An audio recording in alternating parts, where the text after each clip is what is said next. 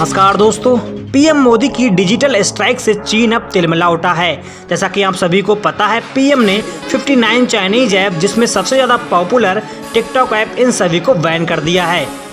इसी के बाद चाइना ने कहा कि हमें इससे कोई फ़र्क नहीं पड़ने वाला। लेकिन दोस्तों, अब पीएम मोदी की डिजिटल स्ट्राइक के बाद चाइना का ये बयान बदल गया है। चाइना अब तिलमिला उठा है और साथ ही साथ मैं उन सभी को कहना चाहूँगा जो हमारे देश के कुछ बुद्धिजीवी चीनी प्रेमी कह रहे थे कि एक छोटी सी ऐप बैन करने से क्या होने वाला है, तो उनके सवाल का जवाब खुद सरहद पार चीन से आ गया है। ऐसे लोगों को उनके चीनी आका ने संदेश भेज दिया है कि चीनी भक्तों, मोदी सरकार की इस डिजिटल स्ट्राइक से हमें बहुत नुकसान हो रहा है। भारत अगर ऐसा ही करता रहा तो हम बर्बाद हो जाएंगे। सुनकर इन सभी चीनी प्रेमियों को यकीन नहीं होगा, लेकिन ये सच है और लगातार भारत की कार्रवाई देखकर चीन बौखला गया है।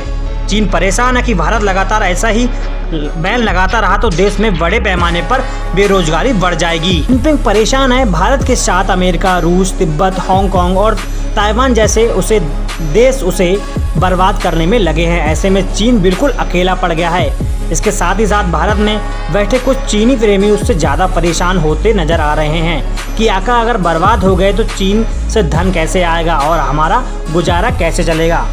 दोस्तों, मैं आपको बता दूं, खासकर चीनी प्रेमियों को यह एक दुखद भरी खबर है कि चीन ने ये मान लिया है कि भारत के 59 चाइनीज ऐप्स को बैन करने से चाइना को अरबों रुपए का नुकसान होगा। ये खबर चीन के ग्लोबल टाइम्स अखबार ने कबूल की है, वो भी ट्वीट करके।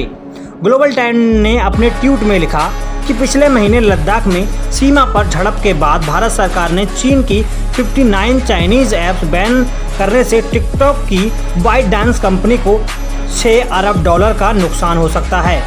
अब सोचकर देखिए दोस्तों, एक ऐप से अगर $6 अरब का नुकसान हो रहा है तो 59 ऐप से कितना नुकसान होगा। भारत सरकार के लगातार चीन के खिलाफ आर्थिक कमर तोड़ने वाले फैसलों से जिनपिंग परेशान है, क्योंकि भारत चीन के लिए एक बड़ा बाजार है और उसकी अर्थव्यवस्था ही उसकी ताकत है। लेकिन अब ये ताकत भारत सरकार ने तोड़ दी है। तो दोस्तों, आपको ये हमारी जानकारी कैसे लगी कमेंट्स में जरूर बताएं और साथ ही साथ अगर आप हमारे चैनल पर नए हैं तो कर दीजिए चैनल को सब्सक्राइब, क्योंकि आपको हम देते रहते हैं इसी तरह की तमाम लेटेस्ट अपडेट्स।